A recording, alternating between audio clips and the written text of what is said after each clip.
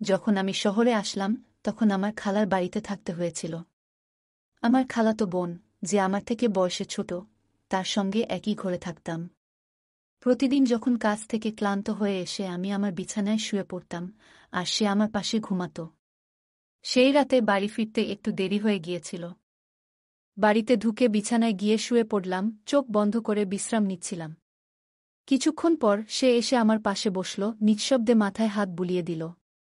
তারপর ধীরে ধীরে আমার পায়ের কাছে বসে শান্তভাবে পা ম্যাসাজ করতে লাগল।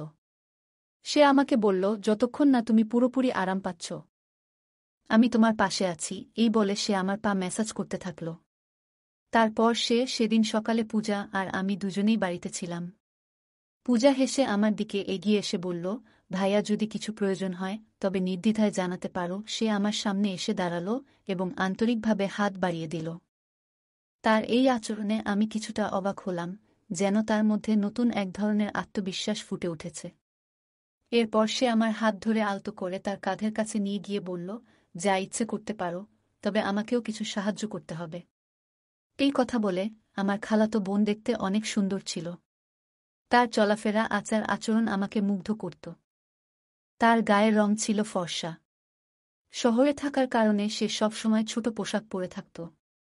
এই পোশাকে তাকে অসাধারণ লাগত, কিন্তু সে আমার সাথে এমন কিছু করবে সেটা আমি ভাবতে পারিনি। বন্ধুরা, আজকের গল্পটা অনেক বেশি স্পেশাল হতে চলছে। আশা করছি তোমাদের ভালো লাগবে, তাই কেউ মিস করো না। গল্পটি ভালো লাগলে দয়া করে ভিডিওটি লাইক, শেয়ার এবং চ্যানেলটি সাবস্ক্রাইব করো। নাম আমার কুনাল। যে ঘরে আমি থাকছিলাম, প্রথমে ভেবেছিলাম সেই মেয়েটি বয়সে বেশ ছোট হবে, কিন্তু পরে বুঝলাম তেমন নয়।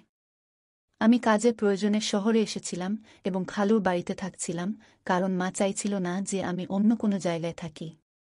মা বলেছিলেন, শহরে তো তোমার খালুর বাড়ি আছে, সেখানে থাকাই ভালো। শহরে এসে একটি ভালো বেতনের চাকরি পেয়েছিলাম। যখন খালুর বাড়িতে পৌঁছালাম, দেখি বাড়িটি বেশ ছোট। আমাদের গ্রামে বড় বাড়িতে থাকতাম, আর এখন শহরে এই ছোট্ট বাড়িতেই থাকতে হবে। এই বাড়িতে একটি ছোট রান্নাঘর, একটি বেডরুম এবং একটি ছোট হল রুম ছিল। বাড়িতে খালু, খালা আর তাদের মেয়ে থাকত। খালু গ্রামের সবার কাছে বলতেন যে শহরে তার বড় বাড়ি আছে। তাদের মেয়ে পূজা এখন 18 বছর বয়সে পড়েছে। পূজাকে নিয়ে আমার কিছুই জানা ছিল না। যখন সে আমার জন্য এক গ্লাস পানি নিয়ে এলো, আমি অবাক হয়ে দেখলাম। শেষবার যখন দেখেছিলাম তখন সে মাত্র 9 বছরের ছিল। এখন সে অনেক বড় হয়ে আরও সুন্দর হয়ে উঠেছে। আমি পানি খেলাম, এরপর খালা আমার জন্য কিছু নাশতা নিয়ে এলেন। আমার খালু আমাকে দেখে বেশ খুশি হয়েছিলেন, কারণ মা আগেই তাকে বলে রেখেছিলেন যে আমি কিছুদিন শহরে তাদের বাড়িতে থাকব। যদিও আমার একটি ভালো বেতনের কাজ ছিল, মা বরাবরই বলতেন যে অন্য ছেলেদের সাথে থাকলে আমি হয়তো খারাপ হয়ে যাব। তাই মায়ের ইচ্ছাতেই খালুর বাড়িতে থাকার সিদ্ধান্ত নিয়েছিলাম। যখন আমার খালাতো বোন পূজা আর আমি প্রথম দেখা করলাম, সে আমাকে দেখে কিছুটা চুপ ছিল। খালুখালার বাড়িতে একটা ছোট ঘর ছিল পূজার জন্য, আর খালুখালা নিজেরা হলঘরেই ঘুমাতেন। আমি খালুকে বলেছিলাম, মাঝে মাঝে আমার কাজ করতে করতে দেরি হয়ে যায়, তাই একটু আলাদা ঘরের দরকার। খালু বললেন, আমি যেন পূজার ঘরেই থাকি। পূজা কিছুদিনের জন্য হলে চলে গিয়েছিল, আর আমি তার ঘরে থাকছিলাম। কিন্তু কয়েকদিন পর পূজা বলল যে হলে তার ঘুম ঠিকমতো হচ্ছে না, তাই আবার ঘরে ফিরে আসলো। এরপর থেকে সে আমার পাশে ঘুমাতে লাগল। পূজা দেখতে সুন্দর, আর তার বয়সও বাড়ছে। সেই রাতগুলোতে কখনো কখনো ঘুমের মধ্যে ভুল করে আমার হাত তার দিকে চলে যেত, কিন্তু আমি দ্রুত নিজের হাত সরিয়ে নিতাম। এরপর এক রাতে অনুভব করলাম সে যেন আমার পাশে আরও কাছে এসে শুয়ে আছে।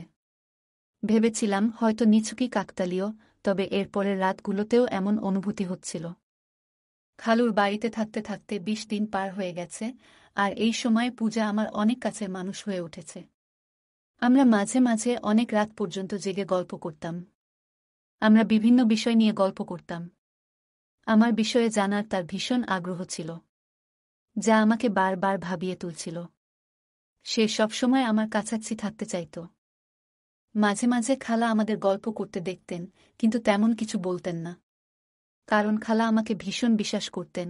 এক রাতে আমি দেখি পূজা তার ফোনে কিছু দেখছে। কৌতূহলবশত আমি তার ফোনে উকি দিতে গিয়েছিলাম, কিন্তু সে সঙ্গে সঙ্গে ফোন বন্ধ করে দিল। তখন আমি তাকে মজা করে ফোনটি দিতে বললাম, কিন্তু সে ফোন না দেওয়ার জন্য অনুরোধ করল। আমি কিছু না বলে একদিকে ফিরে শুয়ে পড়লাম, কিন্তু কিছুক্ষণ পরে তাকে দেখি ঘুমিয়ে আছে। পূজার ফোনটি তার মাথার পাশে রাখা ছিল, তাই আমি আস্তে করে ফোনটি হাতে নেওয়ার চেষ্টা করলাম। সেই সময় পূজা পাশ ফিরল, আর আমার হাত তার উপর হালকা করে পড়ে গেল। আমি দেখি তার মুখে একটা মৃদু হাসি, যা দেখে বুঝতে পারলাম সে আসলে ঘুমায়নি। তাড়াতাড়ি ফোনটি হাতে নিয়ে খুলতে গিয়েছিলাম, কিন্তু ফোনটি লক ছিল। পূজা তখন হাসছিল, বুঝলাম হয়তো সে আগে থেকেই সব জানত। কিছুক্ষণ পর আমি চুপচাপ ঘুমিয়ে পড়লাম। এরপর কিছুদিন কেটে গেল, আর আমার মাসের বেতনও এসে গেল। খালুর বাড়িকে নিজের বাড়ির মতোই মনে করে পূজার জন্য একটি নতুন পোশাক, খালুর জন্য ফরমাল পোশাক, আর খালার জন্য একটি সুন্দর শাড়ি কিনে বাড়ি ফিরলাম। আমি পূজার জন্য কিছু জিনিস কিনে নিয়ে আসলাম, যা দেখে খালা খুব খুশি হলেন। পূজা এখন আমার সঙ্গে আগের চেয়ে অনেক খোলামেলা কথা বলতে শুরু করেছিল। এমনই এক রাতে আমি পানি খেতে উঠে দেখি পূজা আমার পাশে নেই। ঘরের দরজাটাও খোলা ছিল। বাইরে গিয়ে দেখি রাত তখন 2টা বাজে। পূজা হলের পর্দা সরিয়ে কিছু দেখার চেষ্টা করছে। কৌতূহলবশত আমি তার পেছনে দাঁড়িয়ে দেখার চেষ্টা করলাম যে সে এত রাতে কি দেখছে। পূজার পাশেই দাঁড়ালাম, আর সামনের দৃশ্য দেখে তাকে আলতো করে পাশ ফিরিয়ে নিয়ে গিয়ে হাত ধরে ঘরে নিয়ে এলাম। আমি বললাম, পূজা, এটা ঠিক নয়। রাতে মা বাবার ব্যক্তিগত সময়ে উকি মারা মোটেই সঠিক নয়। পূজাকে এইভাবে দেখায় আমার একটু বিরক্ত লাগল, আর সে দ্রুত ক্ষমা চেয়ে বলল, ভাইয়া, দয়া করে এই বিষয়টি নিয়ে কাউকে বলো না। আমি আর কখনো এমন কিছু করব না। আমি কিছু বুঝতে পারিনি। আসলেই পূজার ভুলটা হয়তো খুব বেশি ছিল না। খালু খালার মেয়েটা বড় হয়ে উঠেছে, আর তাদের এখন কিছুটা ব্যক্তিগত পরিসর দরকার। পরের দিন আমি খালুকে বললাম, খালু, এখন সময় এসেছে আপনি একটা বড় বাড়ি কেনার কথা ভাবেন। আমি খালুকে বললাম, এখন আমাদের পূজা বড় হচ্ছে, ওর নিজের একটা আলাদা ঘর দরকার, আর আপনাদেরও। বড় বাড়ি হলে সবার জন্য ভালো হবে। খালু বললেন, 3জন মানুষের জন্য বড় বাড়ির দরকার নেই। তুমি এসে চতুর্থ হয়েছ, কিন্তু আমাদের এখনো কোনো অসুবিধা হচ্ছে না। তাহলে বড় বাড়ির প্রয়োজন কেন? খালুর এ উত্তর শুনে আমার মুখটা একটু মলিন হয়ে গেল। ঠিক তখনই আমার ফোন বাজল। ফোনে মা ছিলেন। মা বললেন, আমি তোমাকে একটি মেয়ের ছবি পাঠিয়েছি, দেখো তো তোমার কেমন লাগে। আমি মাকে জানালাম, মেয়েটি দেখতে বেশ ভালো লেগেছে।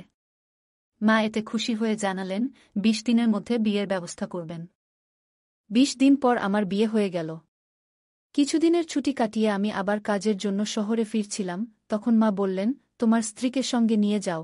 এরপর আমি আমার বউ তানিয়াকে নিয়ে শহরে চলে এলাম। প্রথমে আমরা খালুর বাড়িতেই উঠলাম। পূজা তখন তার ঘর ছেড়ে বাবা মায়ের সঙ্গে হোলঘরে ঘুমাত।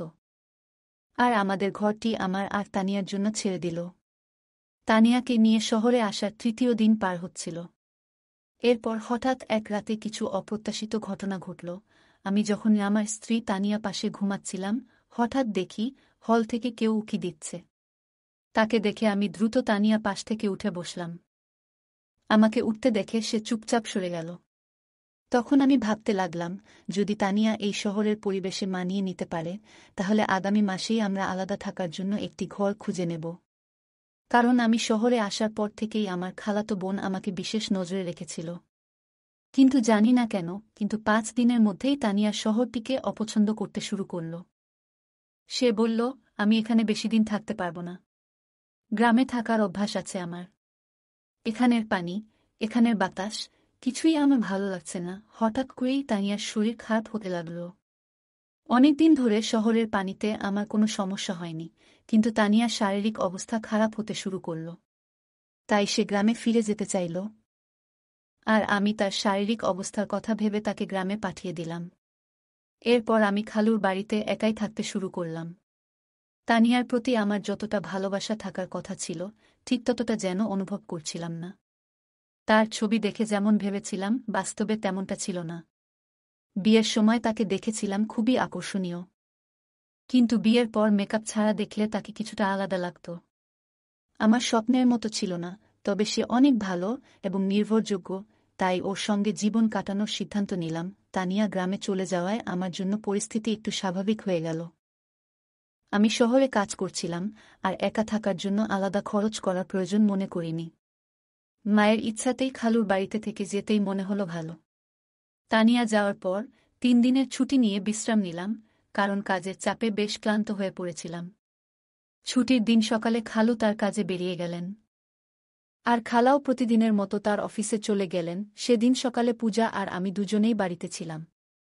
নাস্তা করার পর আমি আমার ল্যাপটপ নিতে শোবার ঘরে যাচ্ছিলাম। ঘরের দরজায় কোনো কপাট ছিল না, তাই দরজা সবসময় একটু খোলা থাকত।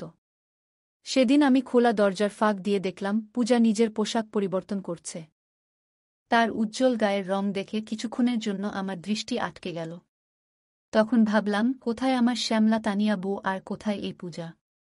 দুজনের মধ্যে যেন একেবারেই মিল নেই। এতদিন পূজা আমার আশেপাশেই ছিল, কিন্তু কখনো তাকে এভাবে দেখিনি। তার উজ্জ্বল গায়ের রং দেখে এক মুহূর্তের জন্য মনে হল ভাগ্য যেন আমার সঙ্গে একটু খেলা করছে। তারপর তার কালো লম্বা চুলের দিকে তাকালাম, যা আমার মনে এক অদ্ভুত সাড়া জাগিয়ে তুলল। কিছুক্ষণ পর আমি যখন ঘর থেকে বের হলাম, তখনও তাকে দেখছিলাম, আর মনে হচ্ছিল সে সত্যিই অসাধারণ সুন্দর। খালা সাধারণ মধ্যবিত্ত হলেও পূজার সৌন্দর্য যেন তাকে আরও আকর্ষণীয় করে তুলেছিল। সেদিন রাতে পূজা আমার ঘরে এসে বলল, ভাবি তো গ্রামে চলে গেছেন, এখন আমি আবার আমার ঘরে শান্তিতে শুতে পারব। সে আর হোল ঘরে শুতে চায়নি, তাই আমি তাকে আগের মতো আমার ঘরেই শোয়ার অনুমতি দিলাম। সেই রাতে ঘরে অন্ধকার ছিল, আর কিছুক্ষণ পর আমি শুনলাম কারো পায়ের শব্দ। ঘরের আলো জ্বালিয়ে দেখি পূজা তার আলমারির পোশাকের কাছে দাঁড়িয়ে আছে। আমি তার কাছে গেলাম, কোনো কথা না বলে আমার শার্ট খুলে রেখে দিলাম, তারপর আলো নিভিয়ে শুয়ে পড়লাম। মনে হলো পূজাও হয়তো পোশাক বদলানোর জন্য দাঁড়িয়েছিল, তাই আলো নিভিয়ে দিয়েছিলাম। কিছুক্ষণ পর আবার একবার আলো জ্বালালাম, তখন দেখলাম পূজা ছোট পোশাকে দাঁড়িয়ে আছে। তাকে এভাবে দেখে আমি একটু লজ্জা পেলাম। তারপর আবার আলো বন্ধ করে ঘুমিয়ে পড়লাম। সে সবসময় ছোট পোশাক পরত, যা তাকে অসাধারণ লাগত। পরের দিনও আমার ছুটি ছিল, কারণ আমার পুরো 3 দিনের ছুটি ছিল। তখন আমার এক বন্ধু প্রস্তাব দিল, চলো আজ কোথাও ঘুরতে যাই। দুপুরে আমরা বের হলাম, আর তখনই একটি দামি ক্যাফেতে পূজাকে বসে থাকতে দেখলাম। তার বন্ধুরা বেশ অভিজাত সাজে বসেছিল, আর পূজা অন্য ধরনের পোশাক পরেছিল। এরপর আমি উঠে গিয়ে পূজার সাথে দেখা করলাম এবং জিজ্ঞাসা করলাম, এটা কি হচ্ছে? সে আমাকে তার এক বন্ধু থেকে আলাদা করে নিয়ে বলল, কুনাল, আমি আজ রাতে তোমার সব প্রশ্নের উত্তর দেব। তুমি এখন এখানে থেকে চলে যাও, প্লিজ। আর হ্যাঁ, আমি না বলা পর্যন্ত চুপ থাকো। এরপর রাতে খালা ঘুমিয়ে যাওয়ার পর আমি পূজার কাছে গেলাম এবং জিজ্ঞাসা করলাম, আচ্ছা, এখন বলো। পূজা বলল, এটা হলো উচ্চমানের জীবনের কিছু অংশ। কেন? আমি কি এভাবে থাকতে পারি না? পূজা 18 বছরের একটি মেয়ে হলেও তার কথাবার্তা ও আচরণে এক ধরনের পরিবর্তন লক্ষ্য করলাম। কথা বলতে বলতে সে আমার আরও কাছে চলে আসে। আমার বিয়ের পর থেকে আমি অনুভব করেছি যে এক নারীর সঙ্গ কতটা বিশেষ, আর পূজাকে কাছে পেয়ে আমি যেন একটু বিভ্রান্ত হয়ে পড়লাম। তবে নিজেকে সামলে নিয়ে আমি তাকে কিছুটা দূরে সরিয়ে দিলাম। সেদিন রাতে আমি তাকে দূরে রেখেই শুয়ে পড়লাম এবং সকালে উঠার আগেই ঘর থেকে বেরিয়ে গেলাম। আমি বসার ঘরে বসে সকালে নাস্তা করছিলাম, তখন দেখলাম পূজা একটু অস্বাভাবিকভাবে হাঁটছে। বুঝতে পারছিলাম না কেন সে এমনভাবে হাঁটছে। মনে হলো হয়তো তার পায়ে কিছু হয়েছে। যখন খালা পূজাকে এভাবে হাঁটতে দেখলেন, তিনি জিজ্ঞাসা করলেন, পূজা, তুমি এমনভাবে হাঁটছ কেন? পায়ে কিছু হয়েছে নাকি? পূজা সরাসরি আমার দিকে তাকিয়ে বলল, কুনালি ভালো জানে আমার পায়ের কি সমস্যা হয়েছে। তার এভাবে ইঙ্গিত করায় আমি কিছুটা বিব্রত বোধ করলাম, কারণ আমি নিজেই জানতাম না কেন সে আমাকে এভাবে বলল। এরপর আমি খালাকে বুঝিয়ে বললাম যে রাতে শুতে গিয়ে পূজার পা হয়তো বিছানার কোণে লেগে গিয়েছিল। পূজা সকাল থেকে আমাকে খুব অদ্ভুত দৃষ্টিতে দেখছিল। আমি ভাবলাম, খালা কাজের জন্য বেরোলেই তাকে জিজ্ঞাসা করব কেন সে এমন মিথ্যে বলেছিল। সে তখন বলল, আজ তো শুধু মায়ের সামনে এমন হাঁটছিলাম, কাল বাবার সামনেও একইভাবে হাঁটব। আমি আরও অনেক কিছু করতে পারি, যদি তুমি আমাকে আমার ইচ্ছামতো কিছু না দাও। আমি পূজাকে বললাম, যখন তোমার এমন কিছু প্রয়োজন নেই, তখন কিভাবে তোমায় আমি কিছু দিতে পারি? পূজা আমার দিকে এগিয়ে এসে হেসে বলল, যা প্রয়োজন তা চাইলেই নিতে পারো। সে আমার সামনে দাঁড়িয়ে হাত বাড়িয়ে দিল। তার আচরণে আমি একটু অবাক হলাম। এরপর সে আমার হাত ধরে আলতো করে তার কাঁধের কাছে নিয়ে গেল এবং বলল, তোমার যা ইচ্ছা করতে পারো, তবে আমাকে কিছু সাহায্য করতে হবে। হঠাৎ মনে পড়ল, হয়তো গত রাতে পূজা আমার কাছ থেকে কিছু আর্থিক সাহায্য নিতে চেয়েছিল। কিন্তু আমি তখন কিছু বলিনি। এখন তার কথায় মনে হল সে আসলেই কিছু সহযোগিতা চাচ্ছে। আমি শান্তভাবে বললাম, এভাবে চাওয়াটা ঠিক নয়, কিন্তু সে আমার কথা শুনতে আগ্রহী নয় বলে মনে হল এবং পুনরায় আমার দিকে হাত বাড়াল। পূজা বলল, এখন আমাদের মাঝে আর কেউ নেই, তুমি যা চাও নিতে পারো। সে কথা বলছিল তখন হঠাৎ দরজায় খালা এসে হাজির। খালা বললেন, পূজা, এসব কি করছো? পূজা বলল, আমি কি কিছু ভুল করছি? আমি চাই ভালোভাবে বাঁচতে, তাই যা প্রয়োজন সেটাই করছি। আপনি কি আপনার ম্যানেজারের সাথে এমন কিছু করেন না এবং তাতে টাকা নেন না? আমি সবই দেখেছি। আমিও চাই এই বাড়িতে নিজের উপার্জনের পথ খুঁজে নিতে। তাই এতে ভুল কি? খালা পূজার কথায় চিৎকার করে বললেন, তুমি একদম বোকা। বড়দের সাথে কিভাবে কথা বলতে হয় সেটুকুও জানো না। খালা পূজার মুখ বন্ধ করার জন্য তার দিকে এগিয়ে আসছিলেন, তখন আমি তাকে থামালাম।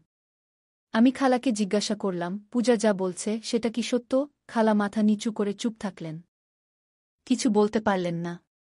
তখন আমি বললাম, খালা, আপনি কি জানেন এসব দেখে পূজা কতটা প্রভাবিত হয়েছে? আমি এই বাড়িতে আসার পর একবার নয়, দুবার পূজাকে আমার পকেট থেকে টাকা নিতে দেখেছি।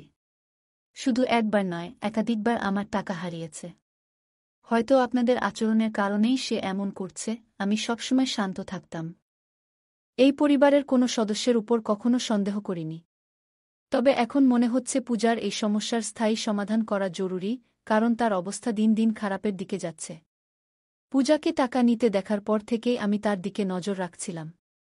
সে এখন আমার সামনে আর টাকার জন্য চেষ্টা করতে পারছে না। তবে জানতাম না সে এমন কোনো পথ বেছে নেবে। এবার সত্যিটা বলুন, খালু যখন বাইরে থাকেন তখন আপনারা দুজন কি করেন? আমার প্রশ্নে খালা কেঁদে ফেললেন এবং বললেন, দয়া করে শান্ত থাকো, আর তোমার খালুকে এসব কিছু বলো না। আমি একবার কোম্পানির এক সহকর্মীকে কাজে সাহায্য করতে গিয়েছিলাম। তারপর থেকে তার নজর আমার দিকে পড়ে এবং আমাদের মধ্যে সম্পর্ক তৈরি হয়। এই সম্পর্ক শুধুই টাকার কারণে। তোমার খালুর কাছে টাকা থাকলেও তিনি আমাদের ঠিকমতো খুশি রাখতে পারেন না, এমনকি নিজের প্রয়োজনেরও খেয়াল রাখেন না।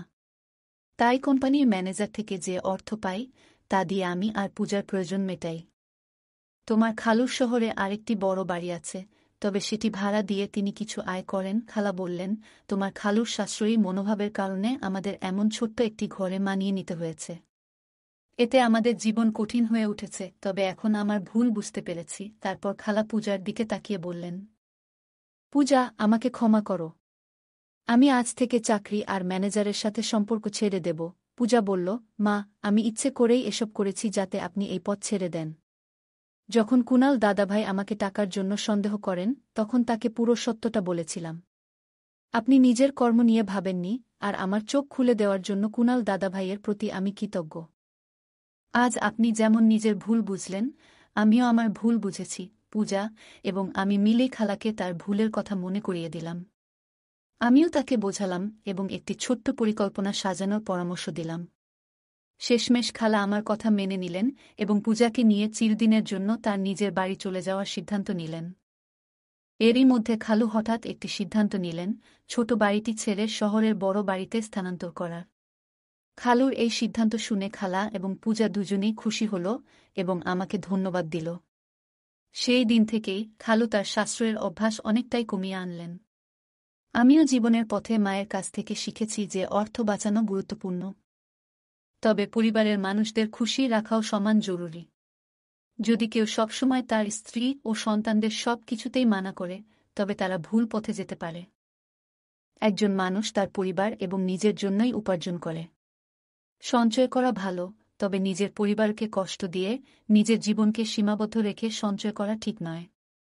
অতিরিক্ত সাশ্রয়ী মনোভাবের কারণে কখনো কখনো আমাদের পরিবারের কেউ দুর্ভাগ্যের মুখোমুখি হতে পারে। তাই টাকা জমাতে হবে, তবে এতটাই যেন আমরা আমাদের জীবন উপভোগ করতে না ভুলে যাই। পরিবারকে ভালো রাখার জন্য টাকা জমানো প্রয়োজন, তবে পরিবারের সদস্যদের প্রতি যত্ন ও খুশির বিশ্বাসটি ত্যাগ করা ঠিক নয়।